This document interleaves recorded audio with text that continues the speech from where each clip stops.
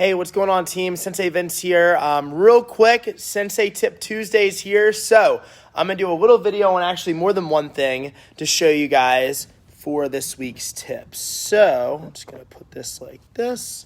All right, couple things we're going to go over today for our tips. So number one, we're going to need first, this can be pillows, something elevated, raised for your children to put their feet on.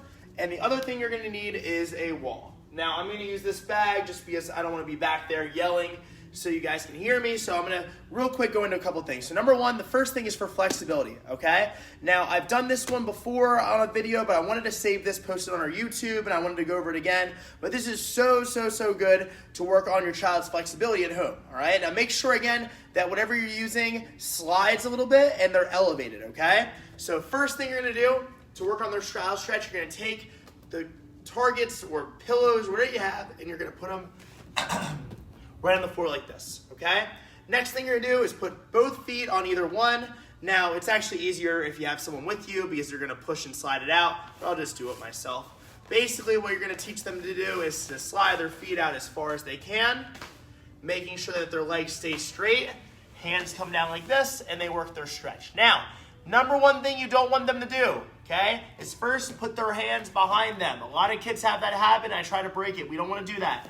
Hands go directly in front of us in our straddle, and also our knees, I can't even bend my knees. You got to keep those legs straight, okay? So again, legs stay straight. You can push the targets out farther to give them more of a challenge.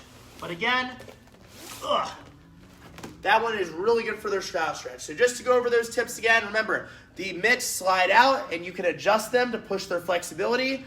Legs stay straight, knees do not bend, and hands do not walk behind them. They are in front of them, okay? Again, 30 seconds to a minute. The longer, the better. If they're doing this more than once, like maybe you do it, have them shake their legs out, do it again. This will be awesome to build your child's flexibility, okay?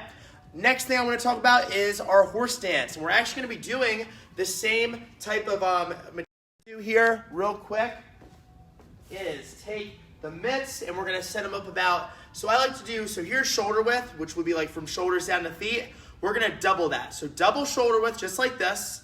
We're going to take both feet. We're going to step onto the mitts. Now you're going to notice their legs are straight. When we do a horse stance, we want to kind of make a rectangle motion. So what you're going to make them do, if you have a mirror in front of you, that's great. Or if you're just looking straight at them, you're going to make them bend their knees and push their knees out until you get a rectangle type of spot. Like, look at my feet. They kind of push out like this. All right, from there, you're going to have them take their hands and chamber them in, and we're going to hold this for about 30 seconds, okay? Something else you want to make sure they do, too, is turn their toes in the direction they're facing. You don't want their toes pointed out. You don't want them pointed in because then their knees are going to do this, right? We want the toes pointed out, forward, and we want to push our knees out. So, again, here's shoulder width. You want to double that, double shoulder width. Okay, now the bigger the child, it might mean a little bit wider, but this is usually good. Again, push your knees out to make that rectangle. Hands, make them fists, flip them upside down. That's called our chamber, and we're going to put them in tight like this. Okay, another thing we want to avoid is not putting our hands on our legs. This is cheating, all right? I tell them like catcher in baseball. We don't want to do that. Back stays straight, hands come in. Okay? Something else we got to make sure we remember to do is if you want to just take their shoulders and kind of make them pull their chest up, you just don't want them doing something like this, where they're here and they're bent forward. We want back straight, knees pushed out, boxed out, and double chambers. All right? Again, 30 seconds. If you can make them hold it for that long, that's great. Do it in more than one round, that's awesome. Okay? And again, if they can hold it longer, that's even better. Okay? So we have our straddle stretch. We have our horse stance. The last thing I want to go over is, imagine this is a wall, just because I want to put it close. I call them wall kicks, okay? This is a great way to work on your child's flexibility and getting their kicks higher, getting them comfortable with kicking higher, because what happens usually is maybe they're not comfortable with kicking high because they don't have the best balance yet, you know?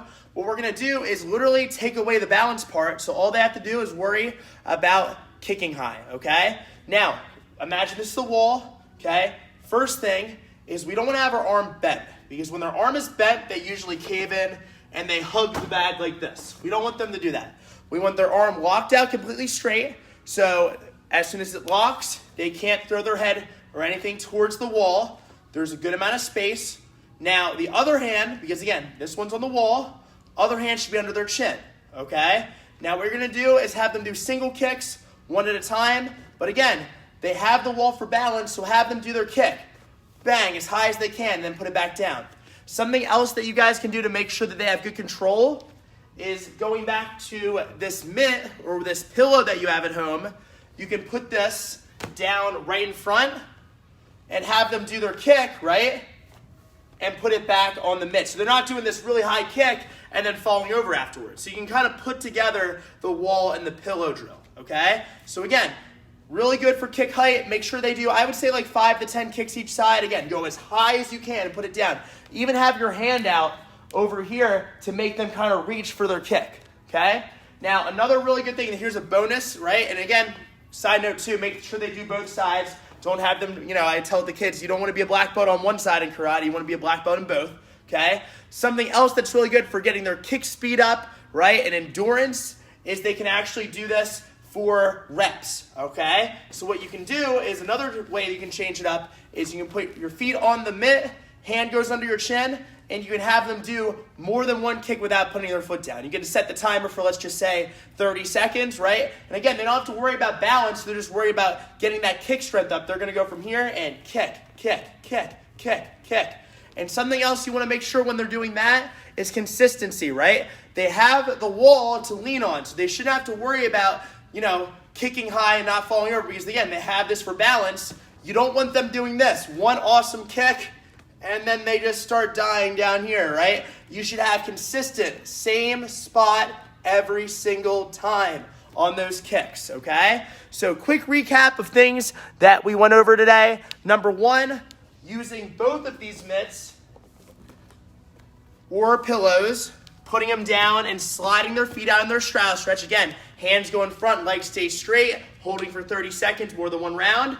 Number 2 was that horse stance. Going double shoulder width, toes facing the direction they're facing, knees push out, right? Back is straight, hands are chambered, 30 seconds or more if they can. Challenge them, right? If they're like, oh, my legs hurt, that's a good thing. They're getting stronger. And the final thing, and again, I want to make this pillow thing mandatory here. This is so important.